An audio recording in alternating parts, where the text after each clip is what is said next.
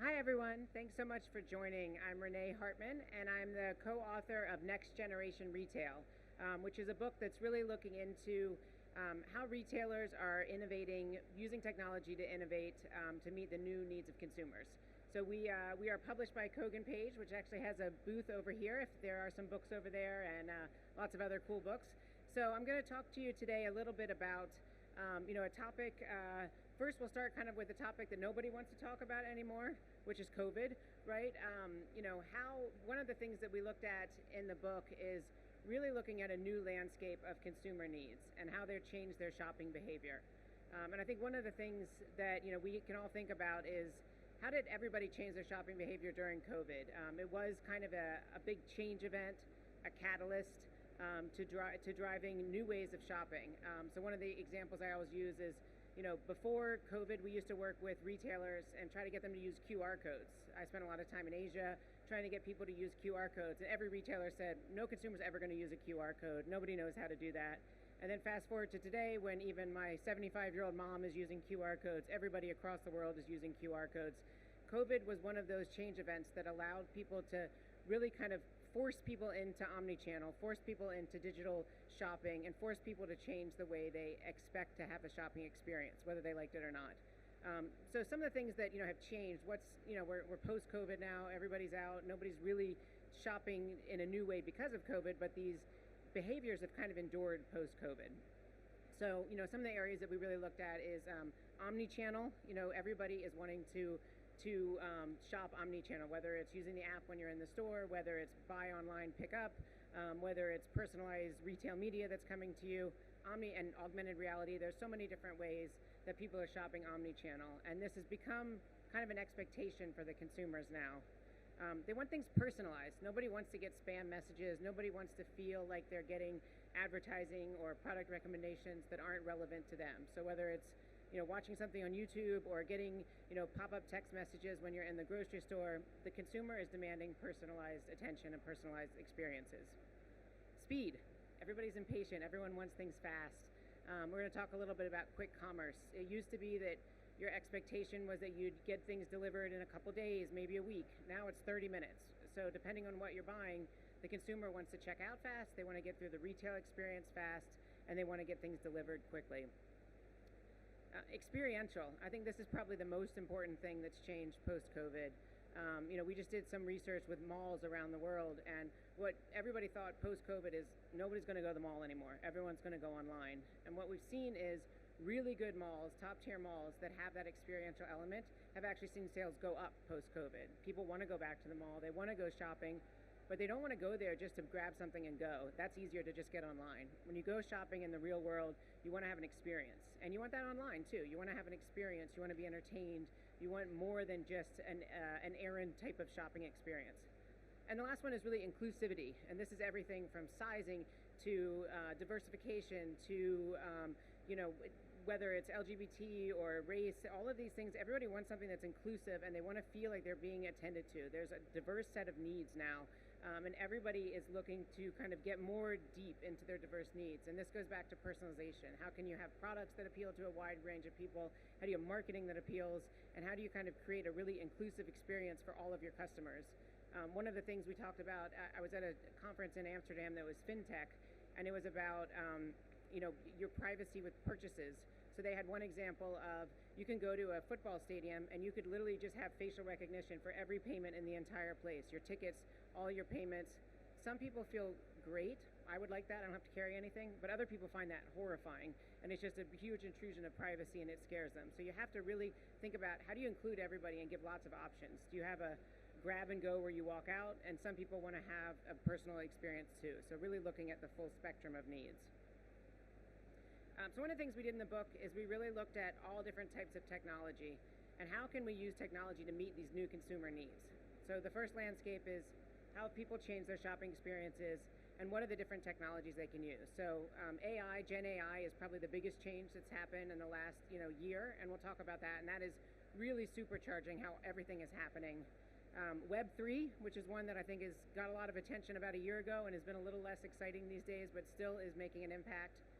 Quick commerce, social commerce, retail media and data. There's been a huge explosion of that. digital payments, sustainability, which I'm not going to talk too much about today, but is a huge, huge trend that is not going to go anywhere and is one of the big things that we see from a consumer standpoint. And then consumer loyalty. So first of all, I won't go into all of these details around generative AI, but really what's really fascinating about Gen AI is the ability to enable retailers to meet all these new needs. So if you look at the needs that we talked about before, omnichannel, personalized, sustainable, speed, experiential, Gen AI is enabling all of these things to happen at a much larger scale, at a much faster scale. And we'll talk about details of how that works, but it's just, it's really supercharged everything from, customer segmentation, data and insights, making better decisions, personalizing everything from marketing copy to images to try on, where you can pick your body type and see what it would look like on your body type. So it's really super powered all of these areas of what the consumer wants. And then one of the things we've been working with retailers on is, AI is happening so fast, and there's so many different ways it can impact your business. So the question is, what we really get from retailers a lot is, where do I invest, and then when do I expect an ROI? So there are some areas where we say, they're maybe really quick and easy to do. So marketing is an example. Doing copy, product descriptions are really easy to do with Gen AI. Optimizing your newsletter copy, social copy, marketing images, all of these things are super easy, and a lot of companies are using these already. They're quick to implement, they're pretty high ROI, and they're fast. These are the early stages. Some of the areas where we see real huge implications are areas like supply chain and inventory management and product design, product production, experiential. These are going to take a little bit longer. They're more complicated. There are a lot of really interesting companies that are tackling some of these issues, and even going down to reducing waste in the supply chain. How are you dyeing fabric ahead of time where you can look at demand changes? So there's really cool stuff to do. But when you're a business, it's kind of like making these decisions of, when should I try to get a quick ROI and a quick easy thing, and then work towards supply chain in the long term. So these are the ways that we kind of talk to retailers about how they can implement Gen AI. And then the one caveat I will say that's probably top of mind for almost every retailer I talk to is risk and privacy, and how do you manage AI? How do you have policies in place so that you have areas for your employees that you're dictating? How are you using Gen AI? How are you protecting privacy and information? How are you making sure you have all factual information? You're not discriminating against certain groups by accident. How do you make sure that you're kind of controlling this huge engine, because it is going so fast? So making sure you have the human element involved, and you're not just letting Gen AI go wild, and then also having these really strong protection and data privacy laws as well. So Web3, one of the things that I think we've heard a lot of investors talk about is, 2 years ago that was all the hype, and you could get a company funded with Web3. Today that's now AI, and all the Web3 companies are kind of repositioning themselves a little bit. But we still are seeing, it goes kind of overhyped and then underhyped, right? So somewhere in the middle is probably about where Web3 impact is going to be. Some of the areas we're really seeing make an impact are in-game experiences and collectibles. So something maybe even as simple as like having a football game in an online game, and you've got advertising, right? Just like you would in real life. Having digital twin stores, having events in festivals or online experiences. This is something that we're really seeing a lot of retailers do, and they're getting great results from that. NFTs is another area. One way to think about NFTs is less about buying and trading and value creation, but more about customer engagement. How can you use an NFT to enable a new audience to really do something and engage with your brand and feel like they're getting something special out of it? I think one thing we see brands do is it enables them to reach a new customer group that maybe they didn't reach before. And some of them are coming up with ideas on Web3, and then they're porting them back to Web 2. So they might be taking cool things they're doing in the metaverse and then bring it back to Instagram or to emojis and things like that, where they can take this creativity but harness it back a little bit easier for people. And even I'm seeing things like NFTs being customer loyalty tokens. So it could be anything from a phone number. And some ways that you think as a consumer, if you don't know it's an NFT, maybe that's even the best way for people to use it. And then blockchain is, I would say, kind of similar to that supply chain idea in AI. Blockchain has huge potential for supply chain, for sustainability, for transparency. So we see a huge impact from that. It's not quite there yet, and it's going to take some time, but that's something to kind of look for the future of how blockchain can really do some cool stuff when it comes to supply chain and overall transparency and sustainability. Social commerce. So this is a fun one. I think there's a lot that's happening in social commerce. It really, helps kind of impact some of these areas around personalization, experiential, letting people really understand how you can engage with a product. We're seeing all different types of social commerce. It's a really broad spectrum of applications these days. So it's everything from influencer commerce, group buying, which is really popular in markets like China and is starting to kind of take off in other markets as well. Live streaming, which I'll talk a little bit about more, which has a lot of potential. Again, big in China, still growing outside of China. And even things like payment. A lot of people use Venmo as like a social payment. There's also, using traditional social media channels like Instagram and TikTok and Facebook for social commerce as well. And they're all, I think TikTok is here and making lots of new announcements around that as we speak. Live streaming, one of the questions we get a lot is live streaming going to work outside of China? I mean, China is a huge market for live streaming. I think it's already, 20% of the overall e-commerce market in China comes from live streaming. So actually, brands that are on TikTok in China, which is called Douyin, they're live streaming 12 hours a day. They have full studios that are going, and they're making a massive amount of sales off live streaming. Outside of China, we haven't seen quite that impact in any other market, but it's growing, and it's fast growing. It's, in the US, it's about 5% of e-commerce market. And one of the things that we really talk to people about live streaming is looking at it not just about, hey, we're going to go on and we're going to, raise our traffic. It's really about how do you engage your consumer? How do you reduce, getting the deeper levels of information helps reduce return rates, increase engagement, raises average transaction value. So it provides a new sales channel where you can really engage with that consumer in a much more in-depth way versus just kind of posting an image on social media. Quick commerce. This is something I think we all used during the pandemic. I used Instacart all the time. I was living in the U.S. and I used Instacart all the time for my grocery delivery. But I think it is something that's really here to stay. It's not quite the big push that it was during the pandemic. But I think what it did is it really taught people how to expect quick delivery, right? So this is a 30 minutes or less, everything from food. We're seeing beauty. I've met some companies that are doing it in London by bike. There's all kinds of ways that you can really have this quick commerce that's enabling you to get really, really fast delivery and fast experiences. It can improve sustainability. So I mentioned bikes. It could be based on routes. Instead of everybody driving to and from the store, you can optimize your routes to decrease your load. It does provide a new sales channel. And it's really great at personalizing your recommendations. When I go on Instacart now, I get, advertisements for cold brew, and for certain things that I get, I'm not getting random things that I don't want. It knows what I already ordered, and it's able to really quickly personalize and give me the recommendations back. Retail media is another area. I think many retailers, especially large multi-brand retailers, especially in the grocery space, but also in other areas, anything multi-brand. Amazon is doing this online as well. They're doing new revenue streams, which are very high margin, which is retail media. Now retailers have all the data. They know what you're buying. They have your attention, and they're able to take that data and personalize it back to the consumer and give the insights back to the brands and the product manufacturers. So it's a really high margin revenue stream.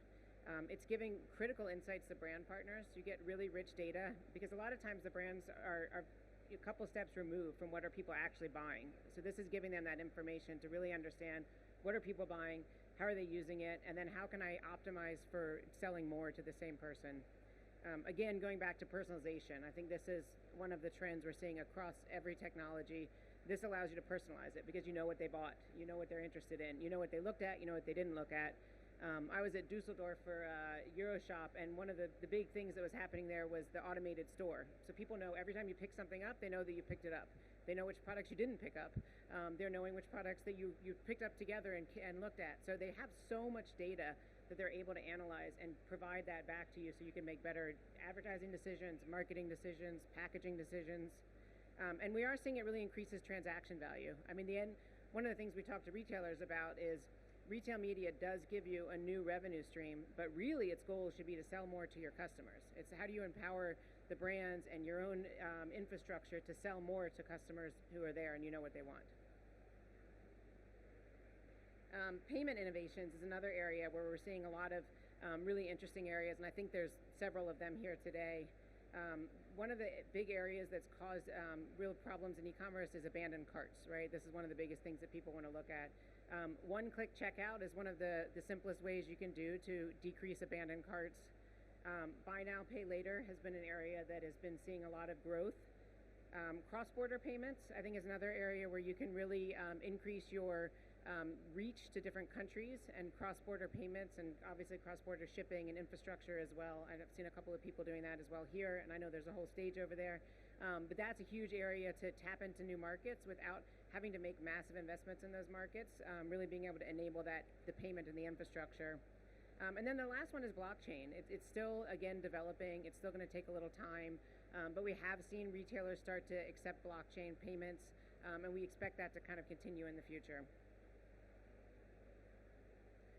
Customer loyalty, that's another area where we really can see that technology can enable things in a new way. So personalization is probably one of the biggest ways that people are enhancing customer loyalty. They're looking at areas like personalizing recommendations for you.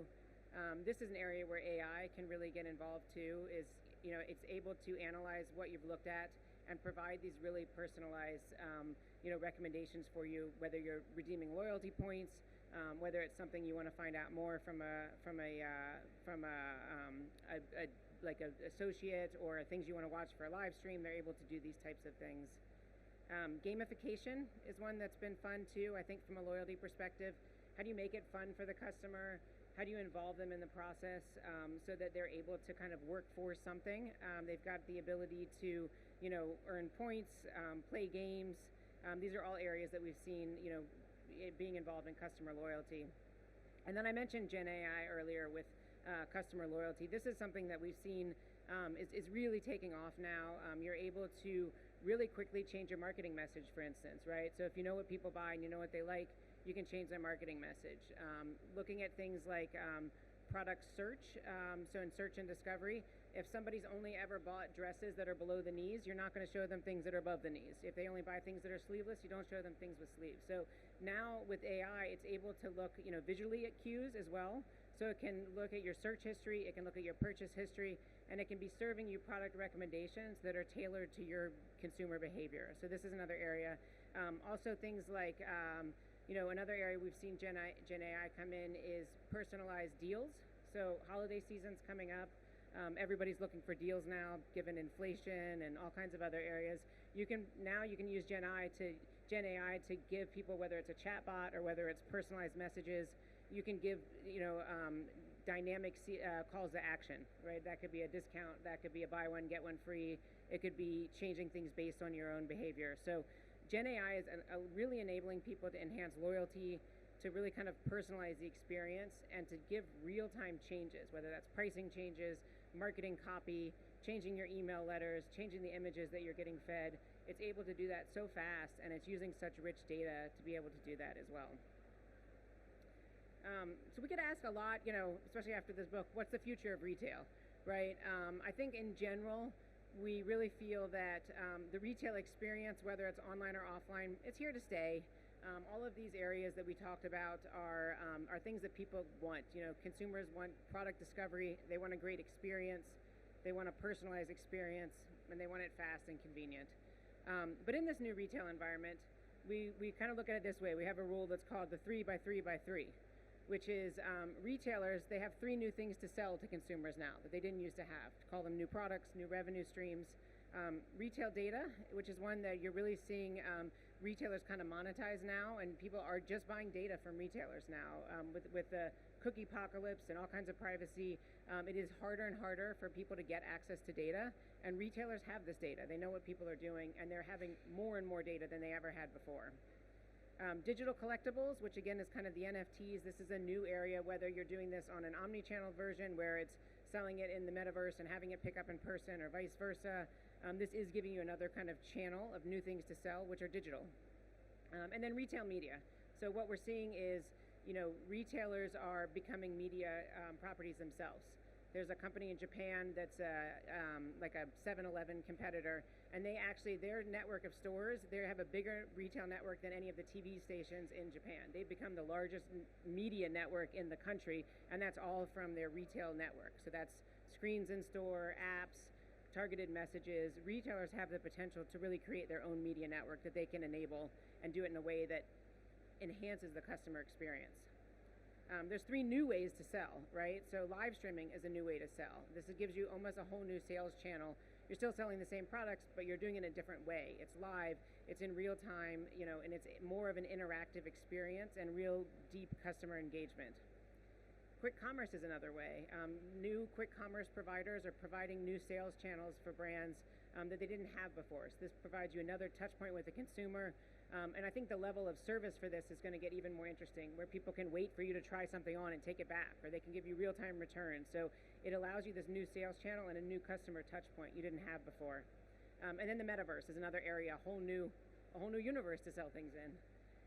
And then there's 3 new ways to deliver. So the first and most important one, I think you've heard me say it, many times in this presentation, is personalize. Personalize is the most important thing for everybody across omnichannel, e-commerce, retail, how you really personalize the experience and the messages.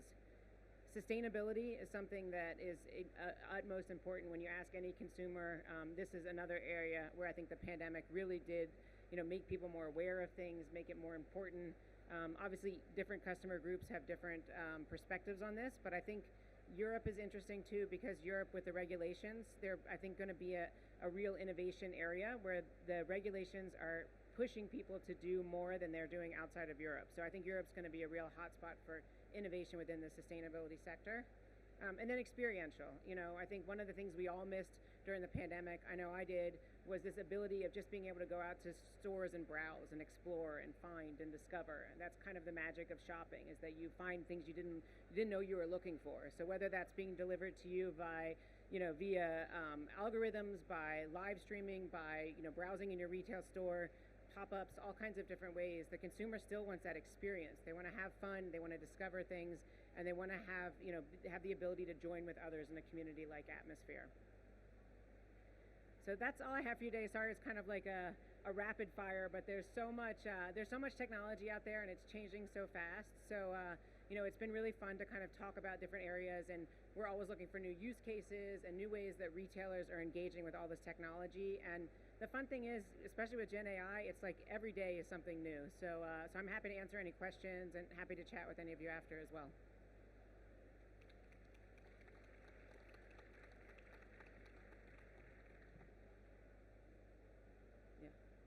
Yes. So here. Hi, how you doing? Akbar Karenga from Lisa Retail Innovation. Love it. Instacart, their big IPO was built on, if you look at their revenue, bottom line is actually more of a media play than the revenue from groceries. Would you want to talk a little bit about that as the big news that we saw in our industry over the last couple of weeks? Yeah, I think that's what's so interesting. Even you're seeing offline retailers are now adding, we're talking 5, 10, 20% of their revenue is coming from retail media, and there's no additional cost, almost no additional cost for them. So it's really high margin ways. So I think that, somebody like Instacart that has all this information, they know exactly what you want. They were able to build up such a great retail media network, and so it's now become to the point where I think these retailers are looking at all kinds of other new revenue generation opportunities. I saw people talking about selling travel, being drop and ship off places. There's a million new ways that people are taking whether it's the users they have or the space they have, and trying to maximize things through it. So I think it's just a great example of how retail media can provide such a great high revenue stream for these retailers. Hi there. I just wondered, in your presentation you talked about 2 things, personalization a lot, but also right at the end you talked about that kind of surprise and delight of experiential. Do sometimes the 2 things rub against each other? Because actually, what if I've bought a black jacket and I've bought 2 black jackets, I'm just going to get served another black jacket because people think that I just buy black jacket, and actually that seems to almost ruin that surprise and delight experience. Yeah, I think that's a good question. I think the answer is, like, people have to learn how to do it in a very smart way, Right, nothing's more annoying than when you've just bought a pair of shoes and you're being served up the same pair of shoes or another pair of shoes that looks just like it. Like, you just bought it, you know that. So I think it's got to be a lot smarter than that.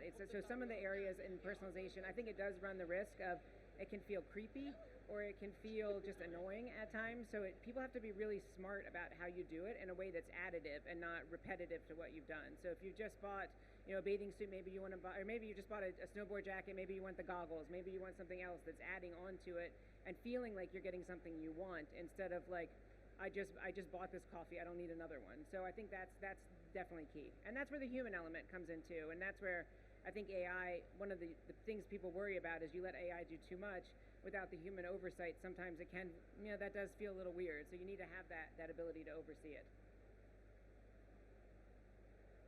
Great, thank you so much. I really appreciate all your time and your attention. Appreciate it.